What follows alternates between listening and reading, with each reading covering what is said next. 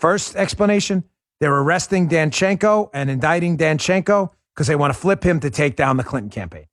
That would be awesome. If option number one happens, that would be spectacular. I'm skeptical. Here's option number two. So translating for you what the Danchenko indictment yesterday means. So, Donald Trump was framed for colluding with the Russians. That did not happen, the collusion with the Russians, of course. Danchenko, who was indicted yesterday, is alleged to be in the indictment the primary subsource for Christopher Steele. So Christopher Steele writes this dossier. You remember the dossier, right? Trump colluded with the Russians. There's a PP tape out there. That was all Steele's dossier. Steele says he got the information from Danchenko. Danchenko was indicted yesterday on a couple of false statements charges, right? Here's what it really means. There's two possibilities here. I'll tell you where I'm leaning. First, that the Durham investigation is trying to flip Danchenko, Christopher Steele's source, and they want to flip him to dime out other people in the Clinton campaign and this guy, Charles Dolan. That's a possibility. They're trying to flip him. So let me make it even simpler. And Joe, if this doesn't make sense, please stop me. First explanation, they're arresting Danchenko and indicting Danchenko because they want to flip him to take down the Clinton campaign. That would be awesome. If option number one happens, that would be spectacular. I'm skeptical. Here's option number two. They're indicting and pinching Danchenko. They're going to say, oh, he lied and duped the FBI and nobody else knew anything. Danchenko's just a liar. And wrap it up. Case closed. Danchenko lied. No worries, folks. The FBI was just too dumb to figure it out. No problem at all. You copy? It's just two possible scenarios. Let's lay out the first scenario first. That maybe they indicted Danchenko to get him to flip on who gave him the information. Because now we know it came from a Clinton public relations executive. What we said to you the entire time, it's been in my books, Spygate, Follow the Money. We said this the whole time. I don't. Do you feel vindicated? No, not at all. I feel like this was a total waste of 3 years. We could have everybody knew this 3 years ago. The media just refused to cover it. The information came from a PR executive who had worked with the Clinton campaign the whole time. Hillary's team made the whole thing up.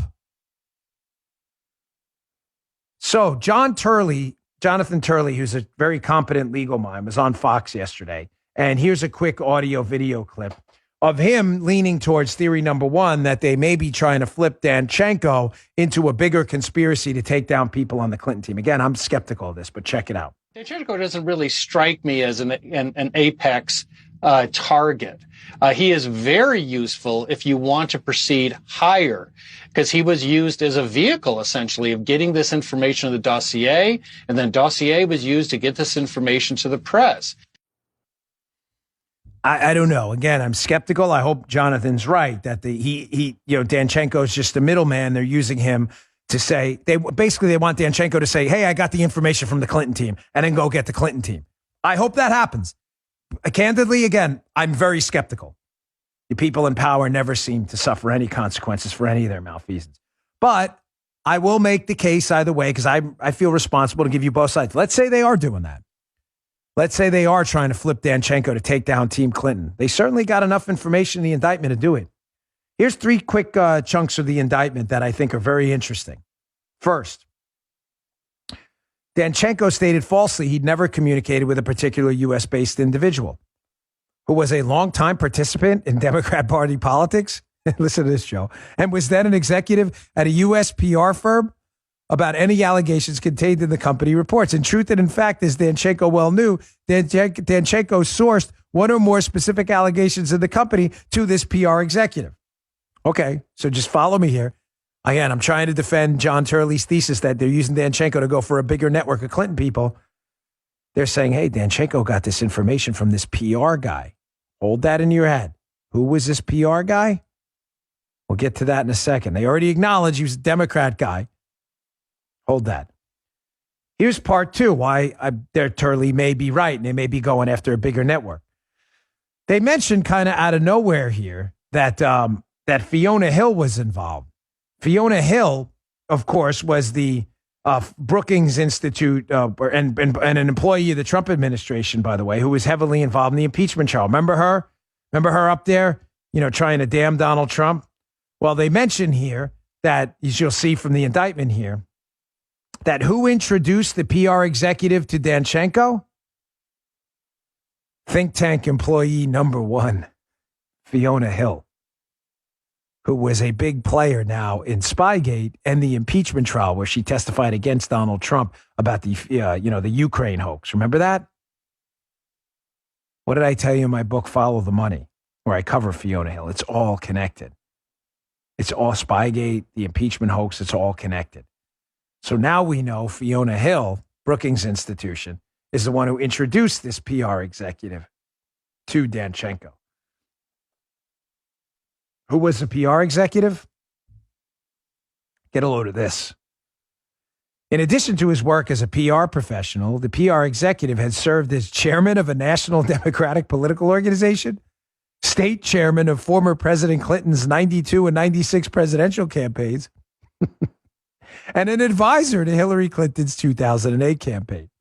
Moreover, in or about 1997, President Clinton appointed the PR executive to 2 4-year terms on an advisory commission at the U.S. State Department.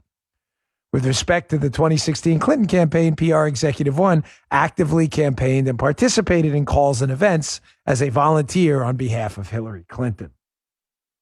Holy Moses. So now we have this PR executive believed to be and alleged by the New York Times and others to be Charles Dolan, who worked and was intimately connected to the Clinton campaign, was intimately connected to the State Department. Remember all those meetings Christopher Steele had with the State Department? Who facilitated those? Strobe Talbot, who worked at the State Department, also worked at the Brookings Institution. Remember his brother-in-law, Cody Shear? Cody Shear produced another dossier as well. Was this all being coordinated by this PR executive who conveniently was a friend of the Clintons who was feeding it to Christopher Steele? Wouldn't that be incredible?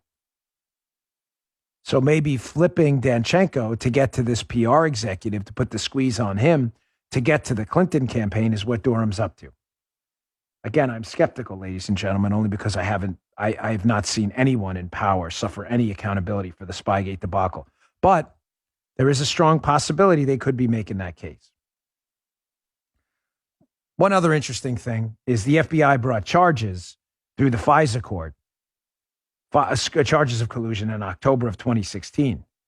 But they didn't interview Danchenko. As we said, Joe, remember the January 2017 interview with the subsource, which we uncovered 3 years ago in my books? Now we know for a fact that was an interview of Danchenko. So they went to court in October of 2016, October, and then only verified Danchenko's information, which meant they didn't verify it at all, in January of 2017.